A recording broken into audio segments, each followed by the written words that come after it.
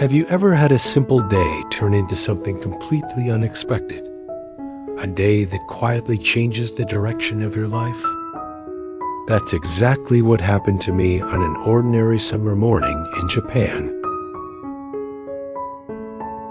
I remember standing at the Yamanashi station. The city was peaceful, surrounded by green hills that seemed to stretch forever. It was supposed to be just another routine trip, 2.5 hours on an express bus heading to Shinjuku. Nothing special, nothing dramatic. But sometimes, life has a quiet way of surprising us when we least expect it. As I stepped onto the bus, I found my seat, and that's when I saw her. A young girl was sitting on my chair with a gentle smile. もしかしてこの席？勝手にすみません。 I hesitated for a moment, wondering if I should say something. But before I could, she looked up and realized her mistake. She quickly standing and bowing politely. She moved to the seat next to mine, and somehow, that tiny accident made the air between us feel lighter, almost friendly. Her name, as I would soon learn, was Sarah. The bus started to move, rolling through the countryside, past wide fields shimmering under the morning sun. At first, everything seemed perfectly normal. People chatted softly or listened to music. The driver made announcements with a calm tone, promising a smooth journey ahead. But as the kilometers went by, small, unusual things started to happen. A little turbulence on the road, a slight delay, a passenger complaining about the temperature, another worried about missing a meeting. It was as if the atmosphere inside the bus was shifting, becoming slightly uneasy, yet nothing serious enough to call trouble.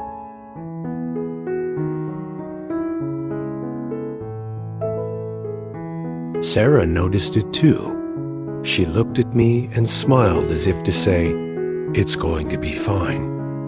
And somehow, I believed her. We started talking, first about small things, the weather, the trip, the view outside. Her laughter was light, almost musical. She had this calm way of seeing life, as if every inconvenience was just another story waiting to be told. She told me she loved traveling by bus because it gave her time to observe people, to imagine their stories, their dreams, their worries. I found that fascinating. At some point, I realized that I wasn't just enjoying the conversation. I was learning from it. Sarah reminded me how important it is to stay calm, even when things don't go exactly as planned. Life rarely follows our schedule, and maybe that's what makes it so beautiful. The trip continued, the bus cruising along mountain roads, the scenery changing from quiet countryside to busy city outskirts. I felt peaceful, yet curious about where this day would lead. And in that moment, I didn't know why, but I had a feeling this journey was going to mean more than I could possibly imagine.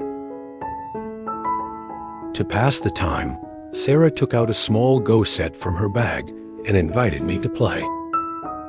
Our little game made the passengers sitting nearby smile. Some even joined in, but others were displeased by the commotion. Suddenly, the normally quiet bus became a small community, connected by shared creativity and curiosity. But excitement has a funny way of revealing unexpected emotions.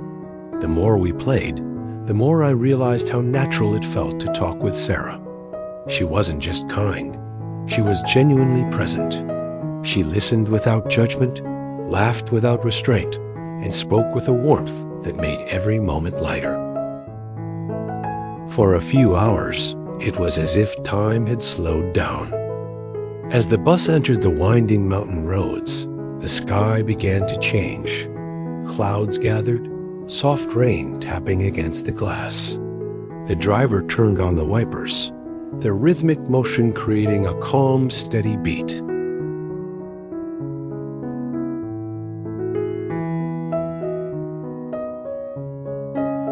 Sarah looked slightly uneasy.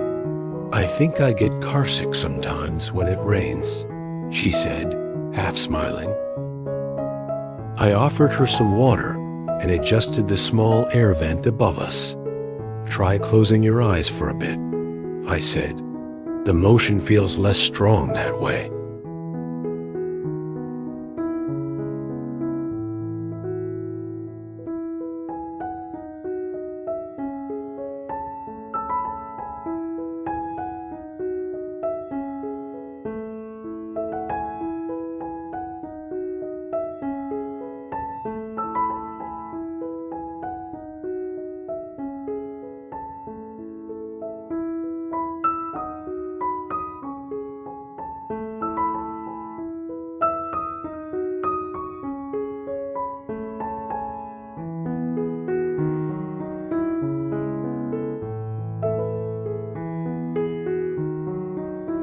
She nodded gratefully.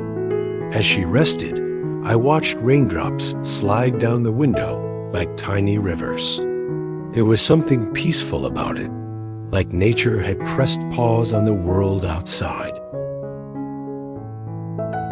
The bus slowed down a little because of the slippery road. A few passengers sighed, worried about arriving late. But instead of frustration, Sarah's calmness seemed to spread. "We'll get there," she murmured softly. "Sometimes delays are just nature's way of reminding us to breathe." Her words stayed with me. I realized that while most of us rush through life, checking the clock, counting the minutes, she somehow found beauty in waiting. We went back to our quiet chatter, talking about favorite foods, places we wanted to visit, and small dreams that made us happy. She told me she wanted to open a cafe by the sea someday, a place where travelers could stop to rest and share their stories. The rain stopped as suddenly as it had started, and sunlight returned, gentle, warm, and golden. The road stretched out before us, shimmering with reflections of the sky. The moment felt symbolic somehow, as if the clouds had lifted both outside and within.